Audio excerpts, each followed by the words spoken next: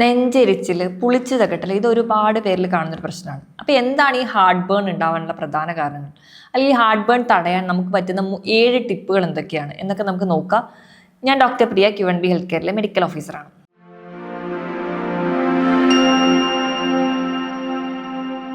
Heart burn അല്ലെങ്കിൽ നെഞ്ചരിച്ചിൽ പുളിച്ചു തകട്ടൽ എന്നുള്ള പ്രശ്നത്തിനൊക്കെ ഒരുപാട് പേര് പല ബുദ്ധിമുട്ടുകൾ അനുഭവിക്കുന്നുണ്ട്. അപ്പോൾ ഇതിനെക്കുറിച്ച് നമ്മൾ നോക്കുന്ന സമയത്ത് നമ്മുടെ ഡൈജസ്റ്റീവ് സിസ്റ്റത്തിൻ്റെ ഫംഗ്ഷനിങ് എങ്ങനെയാണെന്ന് നോക്കാം. നമ്മുടെ ഡൈജസ്റ്റീവ് സിസ്റ്റം അല്ലെങ്കിൽ ദഹന വ്യവസ്ഥ എന്ന് പറയുന്നത് തുടങ്ങുന്നത് നമ്മുടെ വായിലാണ്. വായിൽ നിന്ന് അന്നനാളം വഴി നമ്മുടെ വയറിലെത്തുന്നു. വയറിൽ നിന്ന് ദഹനം കഴിഞ്ഞ് ചെറുകുടൽ, വൻകുടൽ, അങ്ങനെ മലദ്വാരം വഴി മലം പുറത്തേക്ക് പോകുന്നു. ഇതാണ് ആ ഒരു നടക്കുന്ന റൂട്ട് മാപ്പ്. അപ്പം അങ്ങനെ നോക്കുന്ന സമയത്ത് നമ്മൾ കഴിക്കുന്ന ഭക്ഷണം നല്ല രീതിയിൽ ചവച്ച് കുറഞ്ഞ അളവിൽ ഒരു ദഹനം നടന്നിട്ടാണ് അന്നനാളത്തിലേക്ക് പോകുന്നത്. അന്നനാളത്തിൽ നിന്ന് കഴിച്ച ഭക്ഷണം നേരെ വയറിലോട്ട് പോകുന്നു. അപ്പം ഈ വയറിലെത്തിയ ഭക്ഷണത്തിന് തിരിച്ച് അന്നനാളത്തിലേക്ക് വരാനുള്ളൊരു ടെൻഡൻസി ഉണ്ടാവും.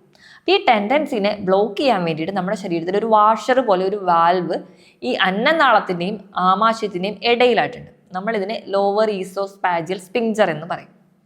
ഈ ലോവർ ഈസോഫാജിയൽ സ്പിങ്ചർ ആണ് ഈ ഒരു ഫുഡ് കൺട്രോളിനെ അല്ലെങ്കിൽ തിരിച്ചുള്ള ഒരു ഫുഡിന്റെ ബാക്ക് ഫ്ലോനെ തടയുന്നത്. എപ്പോഴാണോ ഈ ഒരു ഫുഡ് ബാക്ക് ഫ്ലോ കാണിക്കുന്നത്, അല്ലെങ്കിൽ എപ്പോഴാണോ ഈ ലോവർ ഈസോഫാജിയൽ സ്പിങ്ചറിന്റെ മെക്കാനിസം സ്ലോ ഡൗൺ ചെയ്യുന്നത്, അല്ലെങ്കിൽ അതിൻ്റെ ഒരു വീക്ക്നെസ് ഉണ്ടാവുന്നത്, അപ്പോഴാണ് നമുക്കൊരാൾക്ക് ഒരു നെഞ്ചരിച്ചിൽ പുളിച്ചു തകട്ടൽ പോലെയുള്ള പ്രശ്നം ഉണ്ടാവുന്നത്. അപ്പം അതിൻ്റെ ഒരു ടോപ്പിക്കിലേക്ക് വരുമ്പോൾ നമുക്ക് ഇതിൻ്റെ കാരണങ്ങളെക്കുറിച്ച് നോക്കുകയാണെങ്കിൽ പ്രധാനമായിട്ടും 3 കാറ്റഗറി ആയിട്ടാണ് നമ്മൾ പറയാറ്. ഒന്നാമത്തേത് നമ്മുടെ ഭക്ഷണവുമായി റിലേറ്റഡ് ആയിട്ട്, രണ്ടാമത്തേത് നമ്മുടെ ലൈഫ് സ്റ്റൈലുമായിട്ട് റിലേറ്റഡ്, മൂന്നാമതായിട്ട് ഒരു മെഡിക്കൽ കണ്ടീഷൻസോ അങ്ങനെ ഒരു റിലേറ്റഡ് ആയിട്ട് പറയാം. അപ്പോൾ ഒന്നാമത്തെ കാറ്റഗറിയിൽ പറയുന്നത് നമ്മുടെ ഭക്ഷണമായിട്ട് റിലേറ്റഡ് ആണ്.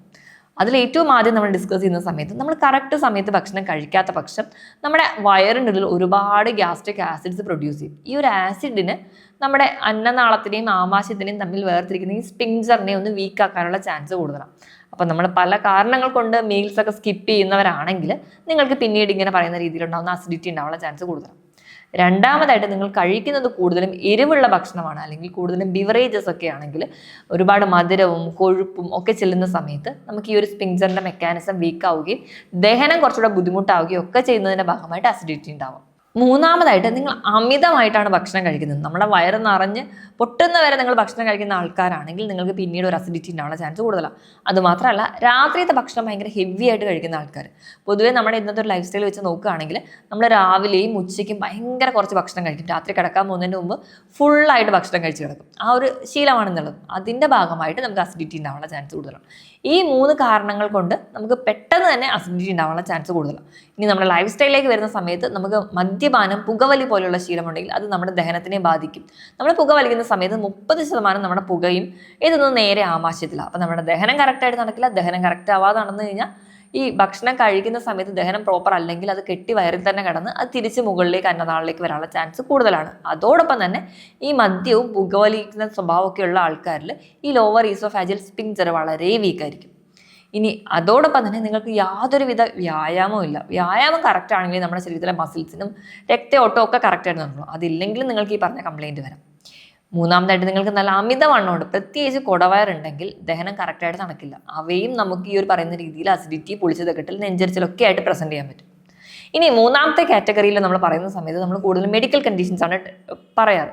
ഇപ്പം മെഡിക്കൽ കണ്ടീഷൻസിൽ നമ്മൾ അമിതമായിട്ട് മരുന്ന് കഴിക്കുന്നവരാണ്, നമ്മൾ ഡോക്ടറെ ഒന്നും കാണിക്കാതെ തന്നെ ആൻറ്റിബയോട്ടിക്സോ NSAID ഒക്കെ കഴിക്കുന്നവരാണെങ്കിൽ അത് നമുക്ക് പിന്നീട് നമ്മുടെ ദഹന വ്യവസ്ഥയെ ബാധിക്കുകയും നമ്മുടെ ശരീരത്തിൽ ഉണ്ടാകുന്ന നല്ല ബാക്ടീരിയകളുടെ നാശത്തിന് കാരണമാവുകയും, നല്ല ബാക്ടീരിയകൾ ഇല്ലെങ്കിൽ ദഹനം കംപ്ലീറ്റ് ആവില്ല, അത് നമ്മുടെ ഇൻഡൈജഷന് കാരണമാവും. ഇൻഡൈജഷൻ കാരണമായി കഴിഞ്ഞാൽ ഈ പറയുന്ന രീതിയിൽ ഉണ്ടാകുന്ന അസിഡിറ്റിക്ക് കാരണമാകും. മിക്ക സ്ത്രീകളും അവരുടെ പ്രഗ്നൻസിയുടെ കാലഘട്ടത്തിൽ എപ്പോഴെങ്കിലും, കൂടുതലും അവരുടെ ഒരു ഡെലിവറിയോട് അനുബന്ധിച്ചിട്ടുള്ള കാലഘട്ടത്തിൽ അവർ ഹാർട്ട് ബേൺ അല്ലെങ്കിൽ നെഞ്ചരിച്ചിൽ അനുഭവിച്ചിട്ടുണ്ടാവും. കാരണം ഒന്നാമതായിട്ട് നോക്കുകയാണെങ്കിൽ നമ്മുടെ യൂട്രസിൻ്റെ ഉള്ളിൽ വളരുന്ന കുഞ്ഞ് ബാക്കിയുള്ള നമ്മുടെ വയർ അല്ലെ അബ്ഡോമിനൽ ഓർഗൻസിനെയൊക്കെ ഒന്ന് പുഷ് ചെയ്യുന്നതിൻ്റെ ഭാഗമായിട്ട് ഡൈജഷനൊക്കെ ഇംപ്രോപ്പർ ആവുകയും അത് നമുക്ക് ഈ പറയുന്ന രീതിയിൽ അസിഡിറ്റി ഉണ്ടാവാനുള്ള ചാൻസ് കൂടുതലാണ്.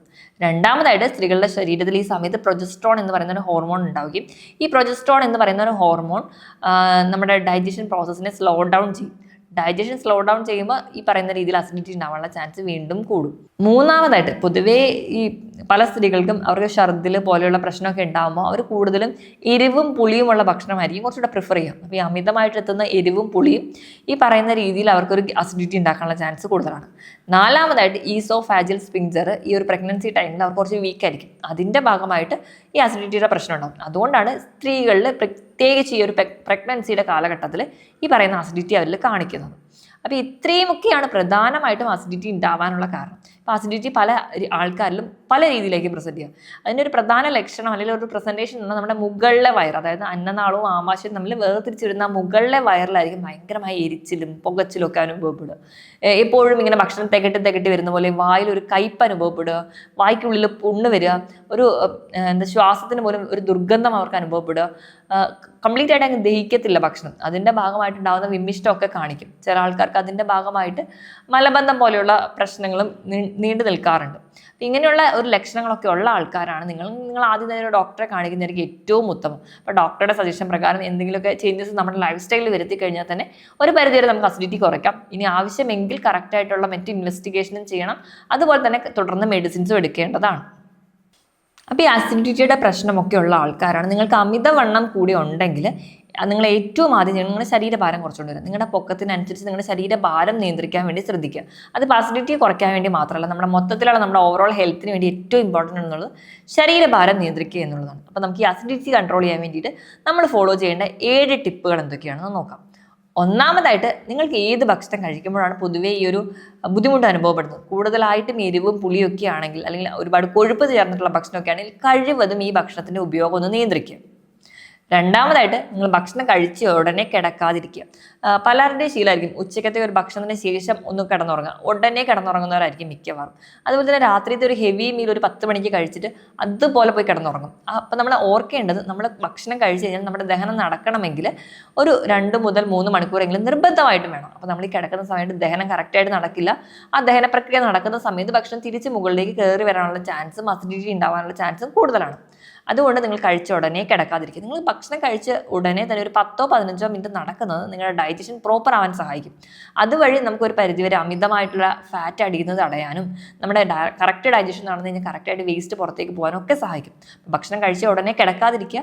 അതോടൊപ്പം തന്നെ നിങ്ങൾ കിടക്കുന്ന സമയത്ത് ഇങ്ങനെ അസിഡിറ്റിയുടെ പ്രശ്നം തീവ്രമായിട്ടുള്ളവരാണെങ്കിൽ നിങ്ങൾ കിടക്കുന്ന തലഭാഗത്തുണ്ടാവുന്ന കട്ടിലിൻ്റെ കാല് കുറച്ച് പൊക്കി വെക്കുക. ഒരു 6 മുതൽ 8 ഇഞ്ച് എങ്കിലും ഒരു കട്ടയൊക്കെ ഉപയോഗിച്ച് പൊക്കി വെക്കുന്നത് ഈ പറയുന്ന ഒരു ആസിഡ് റിഫ്ലക്സ് ഒരു പരിധിവരെ കുറയ്ക്കാൻ സഹായിക്കും. മൂന്നാമതായിട്ട്, നമ്മൾ ഭക്ഷണം കഴിക്കുമ്പോൾ ഒരുപാട് ഭക്ഷണം ഒറ്റ തവണ കഴിക്കാതിരിക്കാൻ നോക്കുക. കാരണം നമുക്ക് നമ്മുടെ ശരീരത്തിന് ദഹിക്കാനൊക്കെ ഒരു ലിമിറ്റ് ഉണ്ട്, അല്ലെങ്കിൽ കുറച്ച് സമയമൊക്കെ എടുക്കുന്നതാണ്. ഇപ്പം നിങ്ങളൊരു 4 ഇഡ്ഡലി ആവശ്യമുള്ള ആൾക്കാരാണെങ്കിൽ ഒരു ടൈമിൽ ഒരു 2 ഇഡ്ഡലി കഴിക്കുക. പിന്നീട് ഒരു ഗ്യാപ്പ് കഴിഞ്ഞ് ഒരു 1-2 മണിക്കൂറിൻ്റെ ഗ്യാപ്പ് കഴിഞ്ഞിട്ട് അടുത്തൊരു ബ്രേക്കിൽ അടുത്ത ഭക്ഷണം കഴിക്കുക. അതിപ്പോൾ നിങ്ങൾക്ക് വേണമെങ്കിൽ അപ്പോൾ ഒരു ഫ്രൂട്ട് ആക്കാം, പിന്നെ ഉച്ചയ്ക്കത്തെ ഭക്ഷണം കഴിക്കുക. അങ്ങനെ ഡിവൈഡ് ചെയ്ത് ചെറിയ ചെറിയ ക്വാണ്ടിറ്റിയിൽ ഭക്ഷണം കഴിക്കാൻ വേണ്ടി ശീലിക്കുക. നാലാമതായിട്ട്, ധാരാളം വെള്ളം കുടിക്കുക. നമ്മുടെ ശരീരഭാരത്തിനനുസരിച്ച് തന്നെ വെള്ളം കുടിക്കാൻ വേണ്ടി ശ്രദ്ധിക്കുക. അഞ്ചാമതായിട്ട്, നിങ്ങളൊരു ആൻറ്റി ഇൻഫ്ലമേറ്ററി ഡ്രിങ്ക് എന്ന രീതിയിൽ ഇഞ്ചിയൊക്കെ ഇട്ടിട്ട് ചായയോ അല്ലെങ്കിൽ ഇഞ്ചിയൊക്കെ ഇട്ട് ചതച്ച വെള്ളമോ കുടിക്കുന്ന ഒരു പരിധി അസിഡിറ്റി കുറയ്ക്കാൻ സഹായിക്കും. ആറാമതായിട്ട്, വ്യായാമം ചെയ്യുക. വ്യായാമം ചെയ്യുന്നത് ശരീരഭാരം നിയന്ത്രിക്കാൻ സഹായിക്കും. നമ്മുടെ ദഹന പ്രക്രിയ കറക്റ്റായിട്ട് നടക്കാൻ പറ്റും. അതിൻ്റെ ഭാഗമായിട്ട് നമുക്കൊരു പരിധി വരെ അസിഡിറ്റിയുടെ പ്രശ്നം ഒഴിവാക്കാൻ പറ്റും.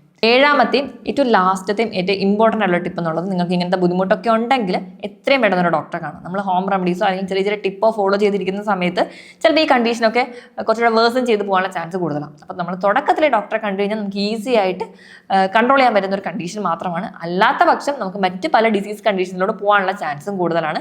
ഞാൻ ഈ പറഞ്ഞ കാര്യത്തിൽ എന്തെങ്കിലും ഡൗട്ട് ഉണ്ടെങ്കിൽ താഴെ കാണുന്ന നമ്പറിൽ കോൺടാക്ട് ചെയ്യുക. മറ്റൊരു ഹെൽത്ത് ടോപ്പിക്കുമായിട്ട് വീണ്ടും കാണുന്നത് വരെ നന്ദി.